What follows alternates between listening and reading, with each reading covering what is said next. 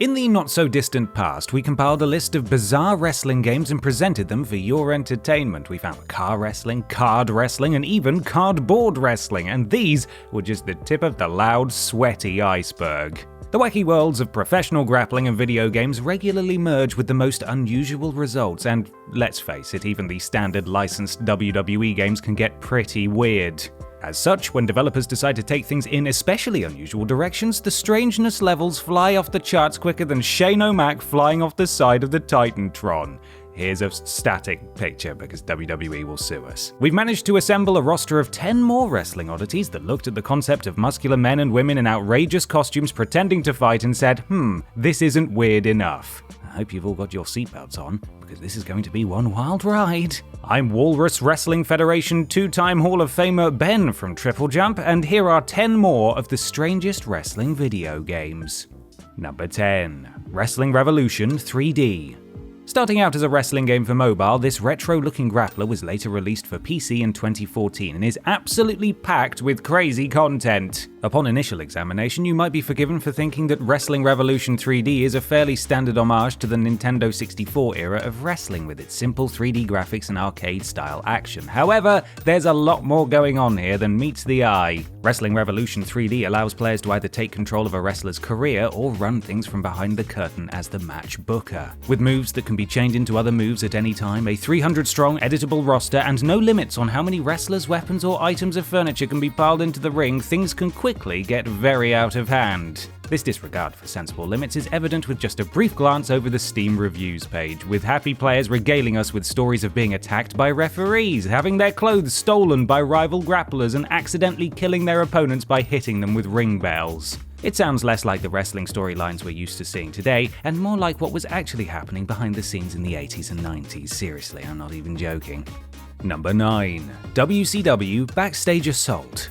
I've often wondered why the wrestling ring is called a ring when it's blatantly a square. Well, apparently in the olden days, boxing and wrestling matches took place in a circular space, and although the sports have evolved, the name ring has stuck. If you find all of that a bit confusing though, you'll be glad to know that WCW Backstage Assault is a wrestling game that does away with the ring altogether. Yes, in WCW Backstage Assault, all of the action takes place backstage. Released by Electronic Arts back in 2000, the game takes its inspiration from the numerous violent backstage encounters that occur during the average wrestling television show. As such, you can expect to be locking up with your fellow wrestling superstars in truck parking areas, bathrooms, broadcast studios, and more. The thing is, by taking the ring out of the equation, players were left with a clunky fighter that was limited only to locations that you might find out back in the average arena. Consumers and critics were unimpressed with this move, and the game was both a critical and commercial failure. Not even the chance to play as such respected WCW personages as Buff Bagwell and Major Guns could keep this one out of the bargain bin.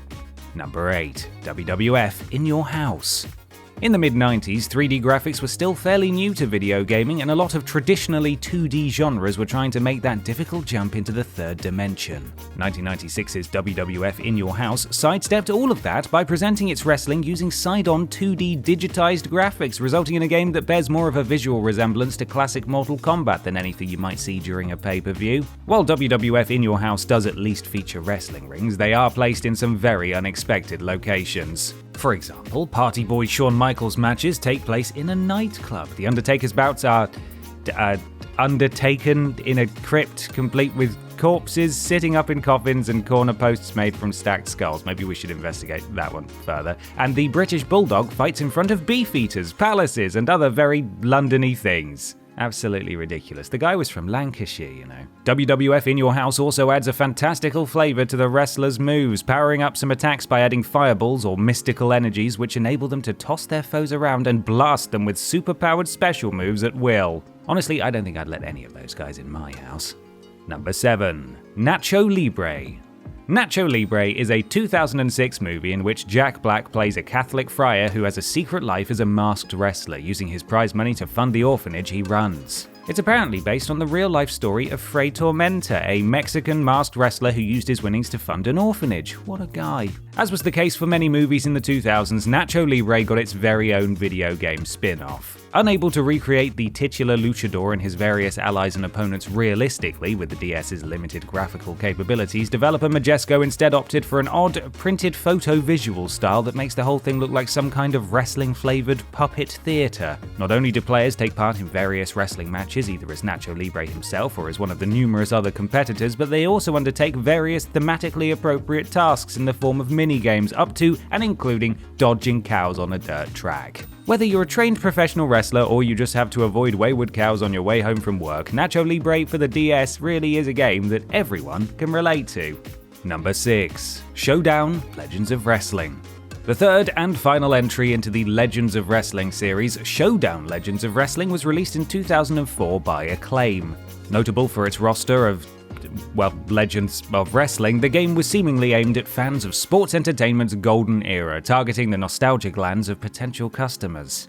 Acclaim even managed to secure the likeness of the Ultimate Warrior for the first time, who was fresh from some complicated legal disputes with WWE over the use of his name. So what's a nice little wrestling game with a roster of classic personalities doing on this list? Well, how about the fact that it blatantly misled players? On top of having loads of incorrect and missing info in its instruction manual, the back of the box falsely advertised commentary by Memphis legend Jerry the King Lawler. Honestly, if you can't trust the promises of the back of a video game box, what can you trust? To top it all off, despite its nostalgia-pleasing premise, Showdown Legends of Wrestling was an absolute disaster for Acclaim. Reviewing poorly and being avoided by consumers thanks to sluggish, clumsy gameplay, repetitive commentary, and a plethora of bugs, glitches, and crashes, the game's performance was enough to see off the once prolific studio for good. Quite an acclaim to fame. Actually, sorry to everyone who worked for Acclaim, that's really sad. Number 5. Sergeant Slaughter's Mat Wars. Robert Rudolph Remus, better known as WWE Hall of Famer Sergeant Slaughter, was a wrestling legend in the 70s and 80s. Not content with just being one of the most foremost sports entertainers of his day, Sergeant Slaughter is also canon in the G.I. Joe universe and was featured in the Commodore 64 video game Sergeant Slaughter's Mat Wars. Considering some of the content of the latter, though, we're not sure whether the man himself was actually aware of his involvement. In Sergeant Slaughter's Mat Wars, you can either take on the role of a wrestler or a manager. As a wrestler, you use punches, body slams, and flying pins to win matches and fight your way through the championship ranks. As a manager, you bid for your wrestler in Sergeant Slaughter's auction house, in which the various grapplers available are displayed and bid upon like cattle. Once you've chosen your musclehead, it's time to train them up and guide them to a championship. That's not weird. The whole thing has an oddly seedy underground feel, with clandestine meetings and shady deals between managers and promoters being commonplace. Of course, the fine, upstanding Sergeant Slaughter would never be involved in activities like these that go against his principles. He's a true American hero, don't you know? Number 4. Galactic Wrestling featuring Ultimate Muscle.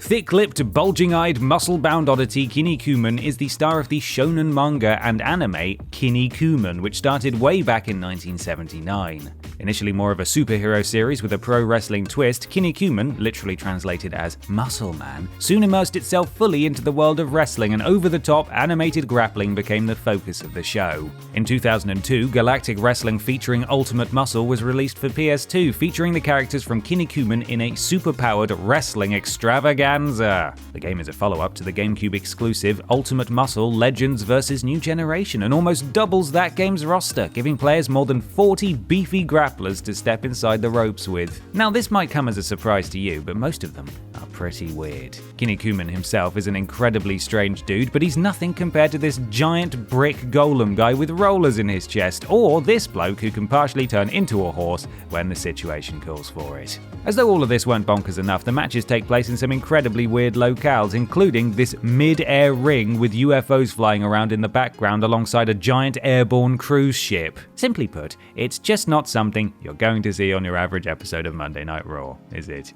Number 3. WWE WrestleMania 19.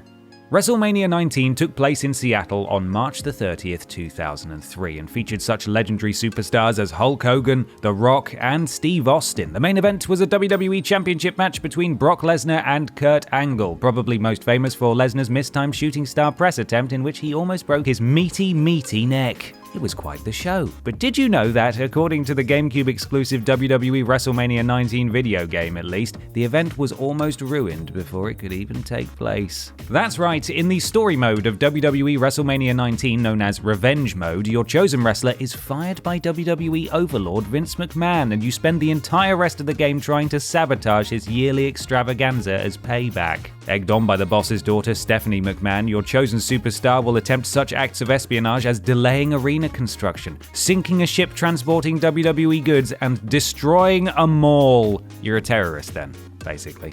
This bonkers storyline culminates in a match against Vince himself at WrestleMania. Win this, and Stephanie will briefly consider double-crossing you before getting speared by what appears to be Goldberg and disappearing into a cloud of cash. Honestly, the whole thing is almost as bonkers as that botched shooting star press attempt. What were you thinking, Brock? You're too special! Number 2. Rumbleverse. This melee-focused battle royale game is basically what happens when Fortnite meets wrestling. It invites players to create their brawler, drop into 40-person matches, and punch, kick, and elbow drop their way to victory in Grappital City. Very good. As the match goes on, the playable area shrinks, with the outer limits of the map marked out by what looks like giant ring ropes. Get caught outside of these ropes, and you have until the count of 10 to get back into the fight. Rumbleverse issues guns, armors, and other such equipment you might find in any other battle royale game, and so players must run around and collect power-ups. These take the form of stat-boosting protein powders and manuals that teach your character new special moves. You can even pick up street furniture to use as weapons if you want to get a little EC dub on your opponents. Released in August of 2022, Rumbleverse is proof that wacky takes on wrestling are still alive and well in the video game world. Whether you're being Irish whipped into a watery grave on the coast or keeping an eye out for devastating elbow drops coming from above in downtown Grappital City, Rumbleverse definitely feels like what would happen if wrestling escaped from the ring. Welcome to Suplex City, as they say. Number 1. Tukon Inoki Michi Puzzle Dada.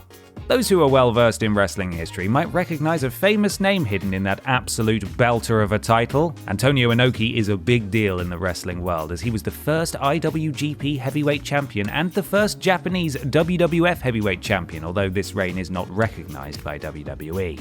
He's also the founder of New Japan Pro Wrestling and one of the catalysts of modern mixed martial arts fighting and much, much more. His proudest achievement, though, has got to be his starring role in Tukon Inoki Michi Puzzle Dada, where his very funny but very intimidating caricature is displayed in the background of a Puyo Pop-style falling blob puzzle game.